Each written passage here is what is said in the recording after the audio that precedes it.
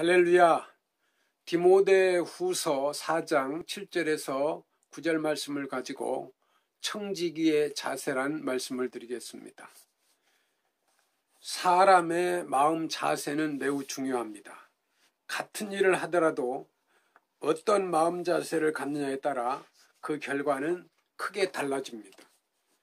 예를 들어 대통령이 대통령다운 마음 자세를 가지고 나라를 다스린다면 대통령으로서 권위를 인정받을 수 있는 것입니다. 그 나라도 든든하게 서게 될 것입니다. 오늘 본문은 이렇게 말씀하고 있습니다. 나는 선한 싸움을 싸우고 나의 달려갈 길을 마치고 믿음을 지켰으니 이제후로는 나를 위하여 의의 면류관이 예비되었으므로 주 곧 의로우신 재판장이 그날에 내게 주실 것이며 내게만 아니라 주의 나타나심을 사모하는 모든 자에게다. 이 말씀은 사도 바울이 영적 제자인 디모데에게 전한 교훈 가운데 일부입니다. 이 말씀 속에서 우선 자신이 청지기다운 마음 자세로 살았다고 밝히고 있습니다. 그리고 디모데에게도 청지기다운 마음 자세로 살아가라고 당부하고 있습니다. 본문에 보다 자세하게 살펴보면 본문 안에서 이 청지기의 마음 자세 몇 가지로 정리해 볼 수가 있습니다. 첫째, 마음을 비우는 자세입니다. 본문에 보면 바울은 철저하게 청지기 의식을 가졌음을 알 수 있습니다. 청지기가 살아온 한평생의 주인이 자기가 아님을 철저히 인식하고 살았습니다. 자기의 인생을 나의 달려갈 길이라고 표현했습니다. 자기 인생의 주인이신 하나님께서 정해놓으신 그 길을 달려온 것뿐이라는 것입니다.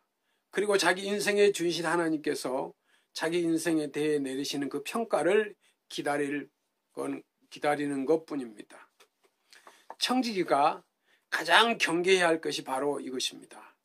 나쁜 마음을 먹는 것입니다.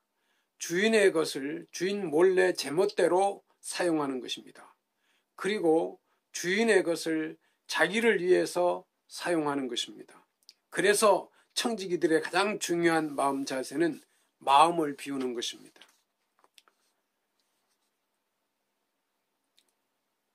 어느 마을에 떡을 파는 할머니가 있었습니다. 떡이 맛있고 값이 싸서 가는 곳마다 사람들이 몰려왔습니다. 그런데 한번 떡을 사 먹는 사람은 반드시 다시 사러 오고 또 처음보다 더 많이 사가려고 했습니다. 웬일인지 할머니는 두 번째 장사가 더 잘 됐는데도 기뻐하기는커녕 한숨만 쉬고 있었습니다. 그리고 다시는 그 마을에 나타나지를 않았습니다. 한 번은 한 마을에 떡을 팔고 있었습니다. 어느 동네와 마찬가지로 떡을 샀던 사람들이 다시 몰려와서는 더 많은 떡을 사갔습니다. 그런데 한 어린 소년이 이 할머니에게 금화를 내밀었습니다. 그리고 말했습니다. 할머니께 산 떡에서 이 금화가 나왔어요. 제 것이 아니라 가져왔어요. 이 할머니는 그제서야 만면에 웃음을 지으며 이 어린 소년을 꼭 껴안았습니다. 이 할머니는 일가 친척도 없고 큰 부자이고 큰 사업장도 가지고 있었습니다. 이제 나이 들어 후계자를 찾고 있었습니다. 이 어린 소년이야말로 자기의 후계자가 되어 그 많은 유산과 사업을 잘 관리하고 올바른 곳에 돈을 쓸 수 있는 사람으로 보였던 것입니다. 그렇습니다. 하나님께서도 이 할머니처럼 올바른 마음 자세를 가진 청지기를 찾으십니다. 아니, 이미 우리를 믿고 청지기로 세워주셨습니다. 그리고 많은 것을 또 맡겨주셨습니다. 이제 우리는 맡겨주신 것을 하나님의 뜻에 따라 관리해야 합니다. 그리고 하나님을 위해 사용해야 합니다. 그러기 위해서는 우리의 마음을 비워야 하는 것입니다.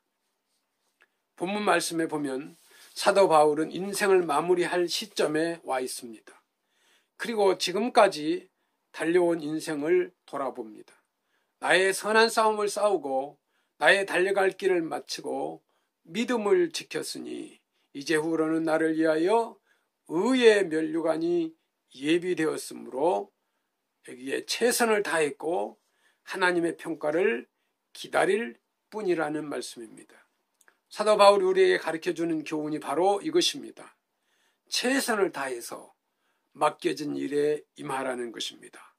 특히 이 청지기들은 이런 마음 자세를 지켜야 한다는 것입니다. 청지기들이 흔히 범하는 잘못 가운데 하나가 최선을 다하지 않는 것입니다. 그저 욕만 먹지 않을 정도로 일하고 맙니다. 그렇게 되는 몇 가지 이유가 있습니다. 첫째, 열심히 일해봐야 될 것이 없다고 생각하기 때문입니다.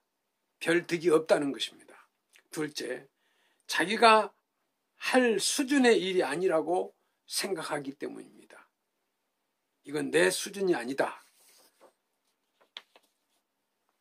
사람들이 저마다 자신의 수준을 생각하고 있습니다. 자기의 능력, 학력, 경력 등을 생각합니다. 그리고 자기 수준에 맞지 않는 일이라고 생각을 합니다. 자기 수준에 맞지 않는 일이 주어질 때 최선을 다하지 않습니다. 특히 자기 수준에 훨씬 미치지 못하는 일이 주어질 때 또 최선을 다하지 않습니다. 자기에게는 작은 일이라고 생각하여 자존심 상해합니다. 이런 태도는 바람직하지 않습니다. 일단 내게 어떤 일이 주어지면 최선을 다해야 합니다. 이것이 내게 득이 되든 그렇지 않든 간에 최선을 다해야 합니다. 작은 일이라도 최선을 다해야 합니다. 오늘 본문에 보면 나의 달려갈 길을 마치고 믿음을 지켰으니라는 말씀입니다. 바울은 하나님께서 자기에게 맡겨주신 일을 마지막까지 안수했다고 말하고 있는 것입니다. 즉 자기가 달려갈 길을 안주했다는 것입니다. 이 말씀 속에서 두 가지 동사를 주목해야 합니다. 하나는 마치다는 동사이고 또 다른 하나는 지키다는 동사입니다. 마치다라는 말은 양적인 개념이고 지키다라는 말은 이 질적인 개념이 있습니다.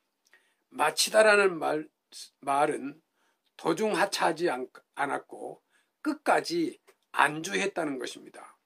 그리고 지키다는 말은 그 사명을 초지일간 유지하며 안주했다는 것입니다. 우리가 청지기로서 맡겨주신 이 청지기의 길을 안주하려면 두 가지를 명심해야 합니다. 하나는 일단 마치는 것입니다. 도중에 포기하지 말아야 한다는 것입니다. 그리고 다른 하나는 지키는 것입니다. 초심을 잊지 않고 세운 뜻을 끝까지 지켜야 한다는 것입니다. 오늘 청지기들이 안주하지 못하는 가장 중요한 이유는 이런 것들을 볼 수가 있습니다. 첫째, 인내가 부족하기 때문입니다. 세상 모든 일이 그렇듯이 청지기직을 수행하는 일에는 힘든 고비가 있습니다. 때로는 모든 것을 다 그만두고 싶을 때도 있습니다. 외적으로 너무 힘든 상황이 계속될 때도 있습니다. 박해와 핍박이 있습니다. 음해와 비난도 있습니다. 계속 그 길을 가지 못하게 가로막습니다. 내적으로 견뎌낼 힘이 모자랍니다. 지쳤습니다. 심리적으로 위축이 됐습니다. 그래서 포기하고 맙니다. 이 7.8기라는 말이 있습니다. 7번 넘어졌습니다. 그런데 또 8번째 일어나는 것입니다. 그래서 7번 넘어졌지만 8번째 일어나는 것입니다. 얼마나 많이 넘어졌느냐가 중요하지 않습니다. 또 일어났다는 것이 중요합니다. 아무리 많이 넘어졌어도 또 일어나면 됩니다. 그러나 아무리 많이 넘어졌어도 마지막에 일어나지 못하면 아무 소용이 없습니다. 또 두 번째, 유혹을 이기지 못하기 때문입니다. 세상 일이 그러듯이 청지기직을 수행하는 태도 유혹이 있습니다. 때로는 더 좋은 조건으로 유혹합니다. 같은 일인데 더 좋은 조건에 제시하며 다른 길로 가자고 유혹합니다. 때로는 전혀 다른 일로 또 유혹합니다. 지금 그 길과 비교할 수 없이 좋은 대우를 보장한다고 유혹합니다. 그래서 청지기직을 포기하고 다른 길을 따라 나섭니다. 우리가 청지기로서 맡겨주신 일을 안주하려면 끝까지 인내해야 합니다. 그리고 한눈 팔지 말고 유혹을 이겨내야 합니다. 하나님께서는 오늘도 많은 청지기들을 세우셔서 주의 일을 진행하게 하고 계십니다. 오늘 하나님께서 청지기로 세우셨습니다. 청지기들이 갖춰야 할 올바른 마음 자세를 갖추는 일이 매우 중요합니다. 늘 마음을 비우는 자세를 갖추어야 합니다. 무엇을 맡았든지 최선을 다하는 자세를 갖추어야 합니다. 그리고 마지막까지 안주하겠다는 마음을 갖추어야 합니다. 백석교회 성도 여러분, 여러분들은 청지기의 마음 자세를 갖추고 2019년도 끝까지 경주를 잘 하셔서 하나님의 보호와 축복과 칭찬 듣는 청지기가 되시기를 주님의 이름으로 축원합니다. 감사합니다.